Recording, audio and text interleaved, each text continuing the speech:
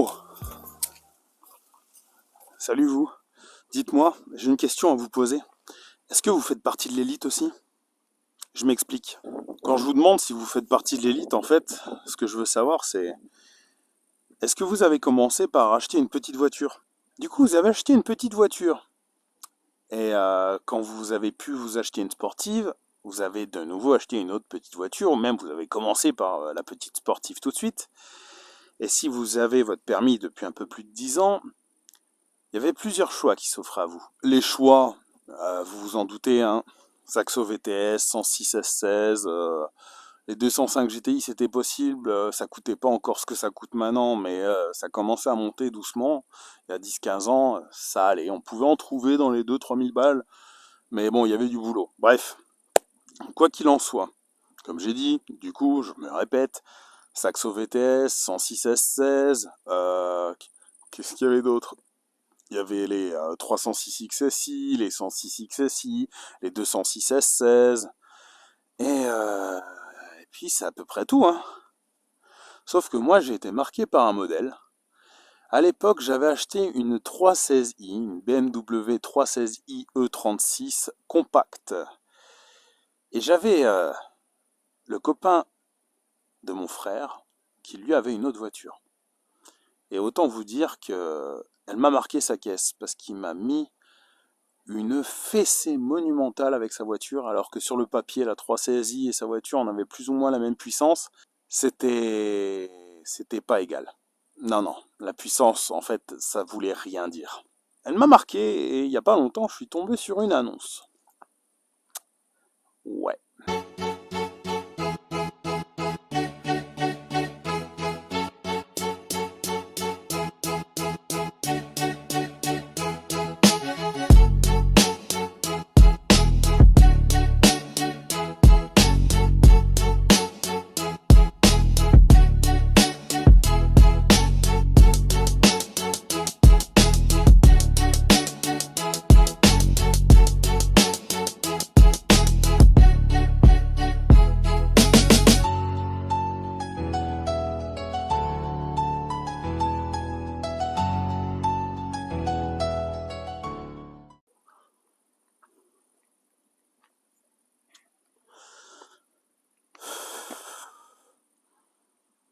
Putain, mais qu'est-ce que j'ai encore acheté, putain.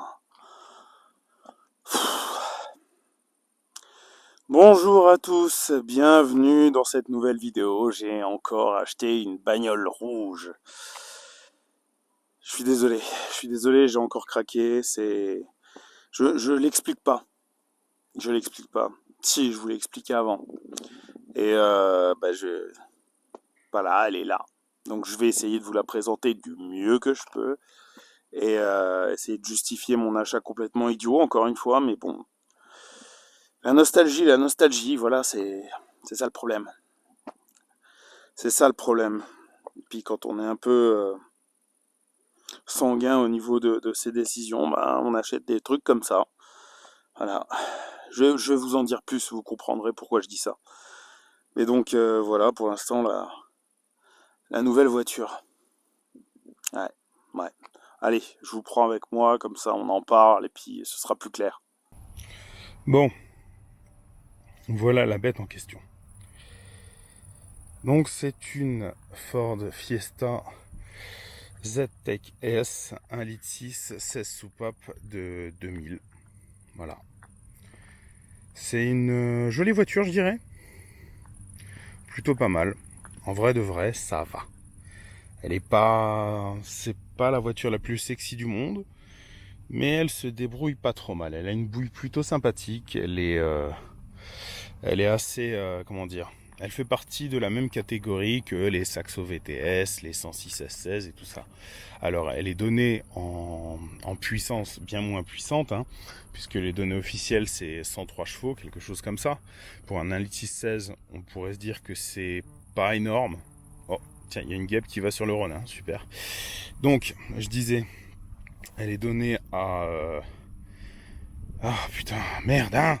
Alors, elle est donnée à 103 chevaux, mais toutes les personnes qui l'ont eu disent qu'apparemment sur le banc, elle en sort plus. Dans les 115, 110 chevaux, voilà. elle est donnée à 103 chevaux. Donc c'est pas énorme pour un 1 litre 16 soupape quand on sait que la concurrence faisait 120 chevaux. Hein, je parle du TU5 JP4S. Donc voilà. Sinon, ouais, elle a son petit charme, elle a une couleur bien pétante, je l'ai illustrée, j'ai refait des trucs. Là, on en parlera un peu plus en détail juste après. Et je n'ai pas encore fait de polytrol sur les plastiques, mais bon, ça viendra. Et comme vous pouvez le voir, là, la carte grise n'est pas encore faite. J'ai lancé la démarche, ça fait actuellement 15 jours que j'ai lancé la demande. J'ai pas de réponse de l'administration française. Je sais pas ce qu'ils foutent en ce moment, ça me rend zinzin. Alors, ce modèle en particulier, je l'ai acheté il y a maintenant 2-3 mois. J'avais pas roulé avec jusqu'à présent, hein. J'ai fait des réparations, j'avais les freins à l'arrière qui étaient complètement morts. En fait, quand j'ai été la chercher, les anciens propriétaires, je leur avais demandé de passer quand même un contrôle technique, même s'il était refusé, c'était pas grave, je leur ai dit que je la prenais. S'il y avait des défaillances majeures, voilà, il n'y avait pas de souci.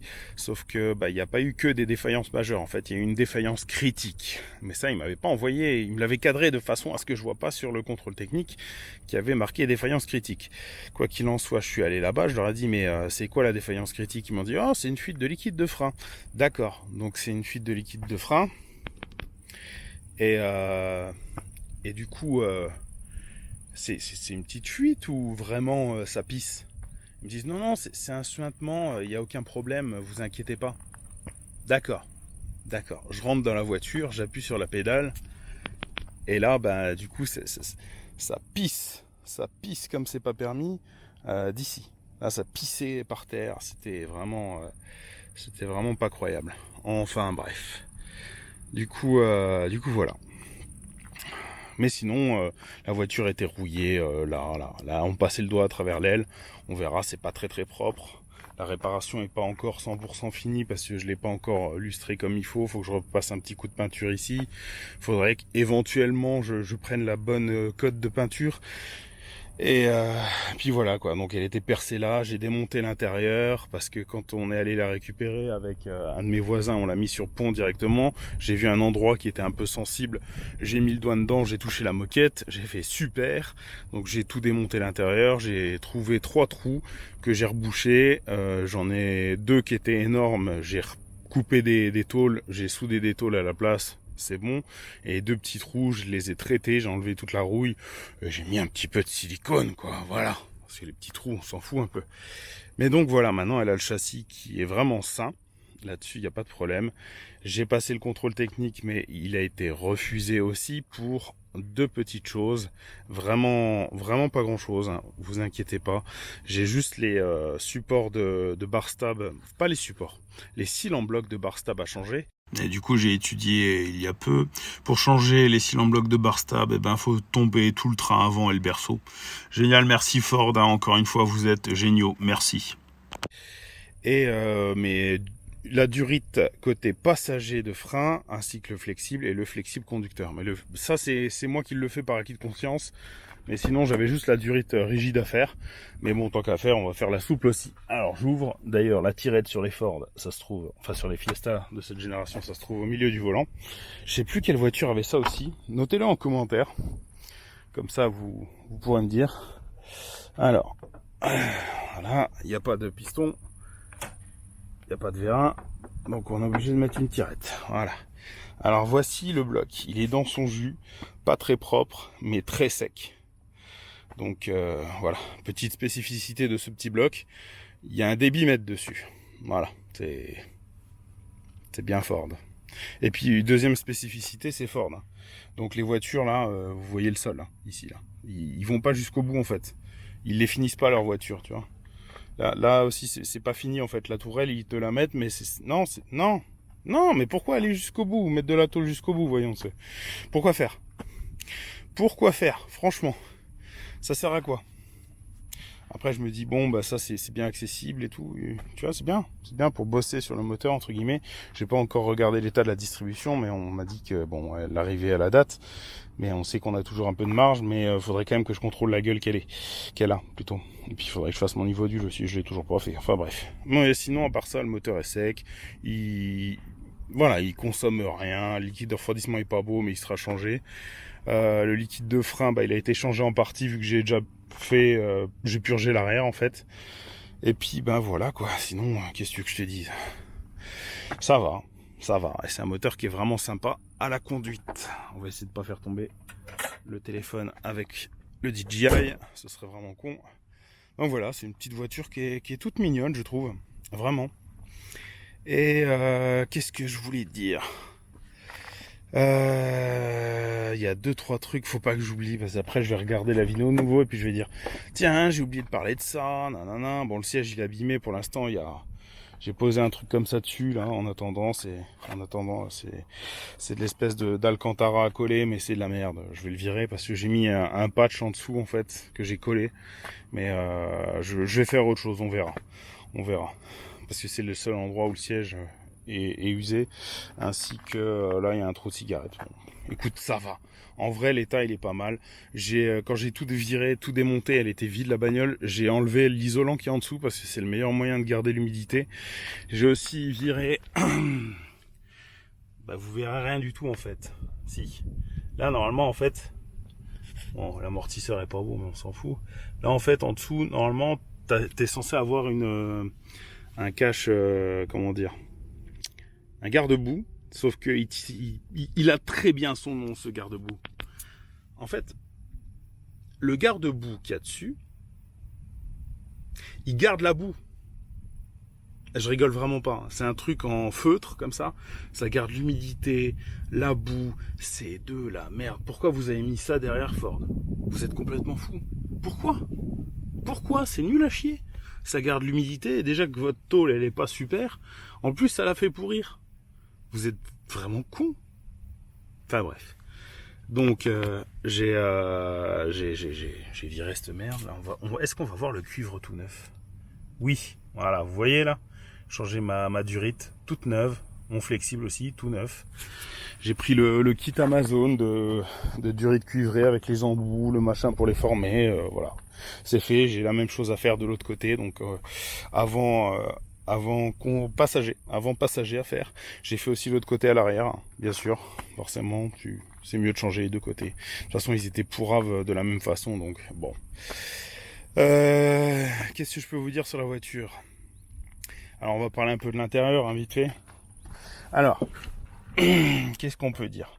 Déjà, l'autoradio que j'avais, il était flingué. Là, j'ai récupéré ça sur une autre. Hein, voilà ça. On mettra un autoradio peut-être. Après, je m'en fous. Donc, là, vous voyez le panneau. Vous vous dites, tiens, mais t'as la clim. Alors, non. J'avais un deuxième panneau. Enfin, non, c'est pas le panneau d'origine. Voilà, on va être honnête. Ça, c'est le panneau que j'ai récupéré sur la deuxième que j'ai pour pièce. Et la deuxième, elle avait la clim. Donc, le panneau, il a la clim. Sauf que moi, sur mon panneau, donc celui qui était dans celle-là d'origine, en fait, t'avais beau mettre sur froid ou sur chaud, il te soufflait que, le chaud, en fait. Il te soufflait que du chaud. T'avais ça qui était mort. Donc, je me suis dit, vas-y, on va essayer. Et ça marche. Voilà.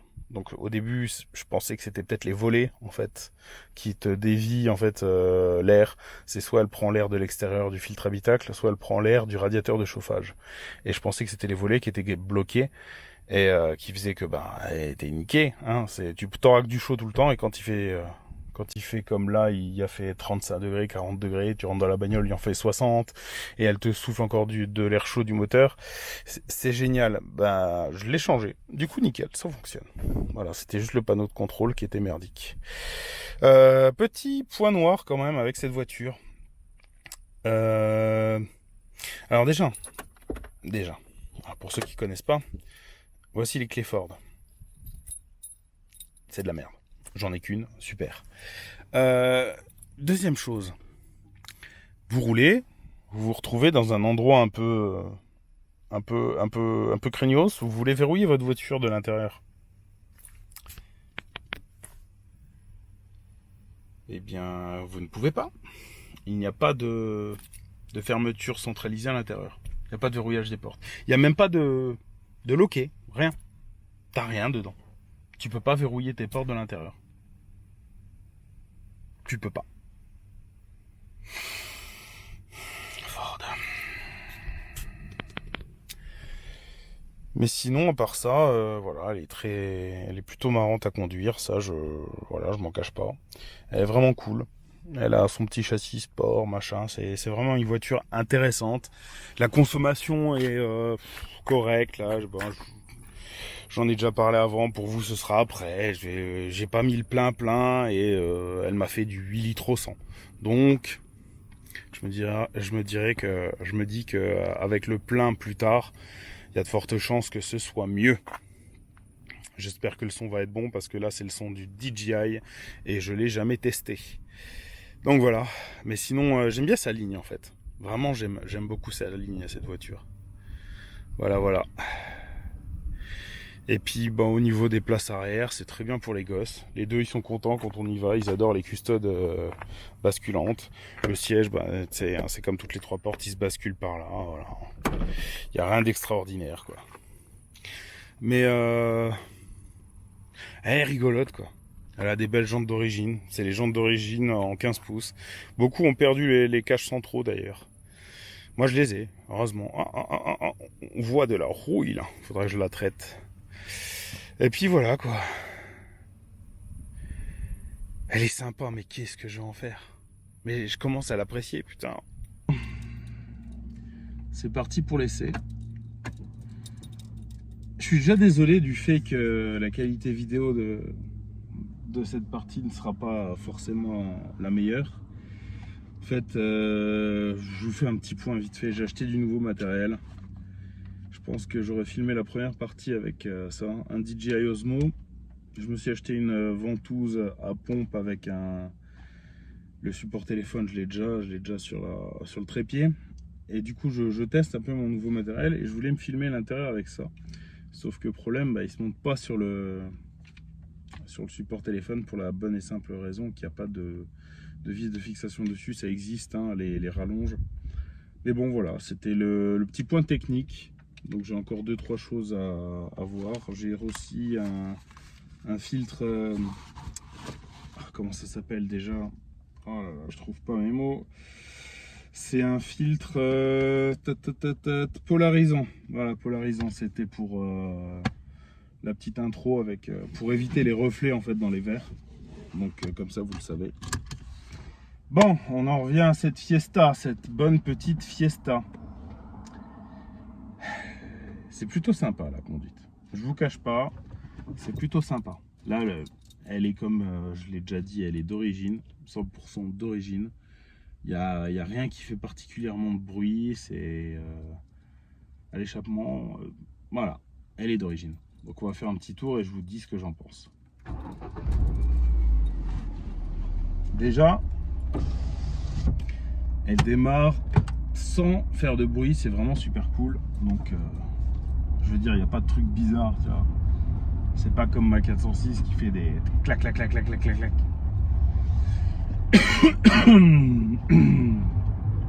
Donc voilà.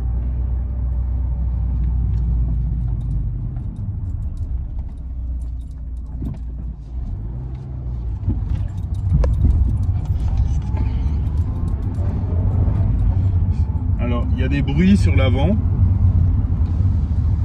Il y a des bruits sur le train avant. Le contrôle technique n'est pas encore bon.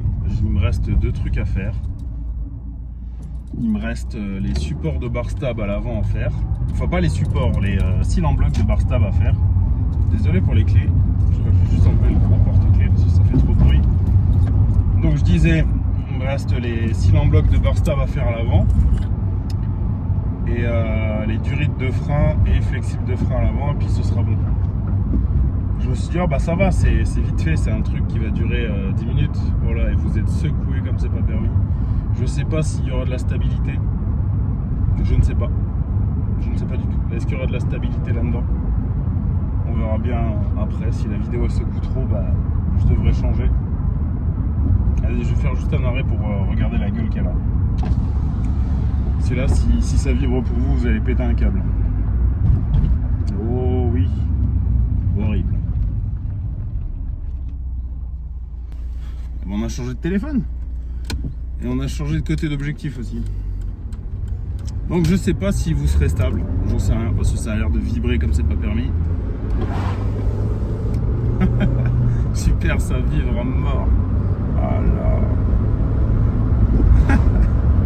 J'espère que la stabilisation interne du téléphone fera son taf parce que sinon ça va être horrible.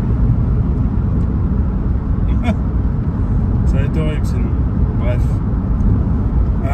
C'est une petite voiture assez nerveuse, assez sympa à conduire. Hein, ça cache bien son jeu en fait. Quand je l'ai acheté, je m'y attendais pas. C'est un truc plutôt drôle en vrai. Ça marche vraiment bien. J'étais surpris. Je crois que c'est une des voitures qui marche le mieux que j'ai jamais eu. Donc c'est plutôt pas mal. Et le châssis est incroyable.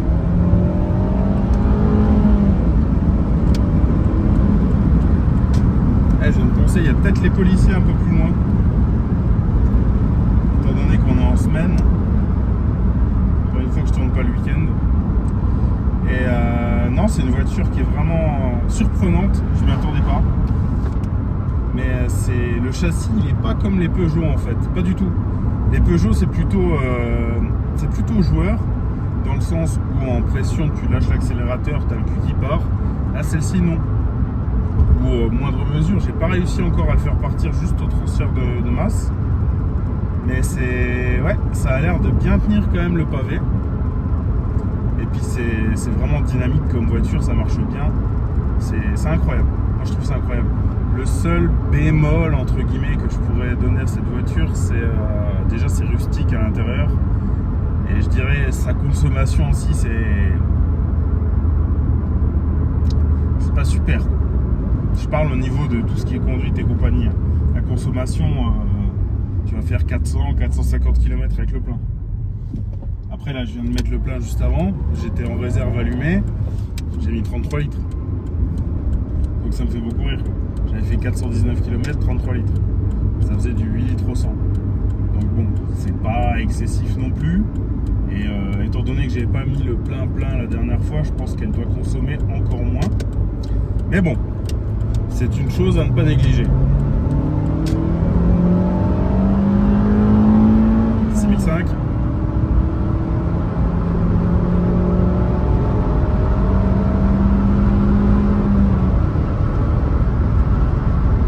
Ça marche bien. C'est vraiment là qu'elle prend tout son sens en fait. Cette voiture est incroyable. J'aime pas fort, je l'ai déjà dit, mais elle est cool. Elle est cool. Elle est très cool. C'est chiant parce que je l'avais acheté pour la refaire et la vendre assez rapidement. Et je commence à l'apprécier. C'est ça le problème. Elle n'est pas encore terminée. Enfin bref. Ouais. Bon. Moi je vais retourner aller filmer l'extérieur et pour vous ce sera terminé. Parce que je mets à l'extérieur avant. Enfin la petite présentation je la mets avant. Donc je vous remercie d'avoir regardé cette vidéo. En tout cas désolé, je sais, ça fait un moment que j'en ai pas fait. J'ai encore la 406 à vous présenter. Parce que j'avais fait un premier volume. Tout le monde s'en est complètement foutu. Mais c'est pas grave. Ouais, faut que je vous montre la 406. Officiellement. Pour ceux qui me suivent sur les autres réseaux, vous l'avez déjà vu. Mais il faut que je vous la présente vraiment officiellement. Bon, écoutez. Prenez soin de vous. Et puis on se dit à la prochaine. Allez, ciao.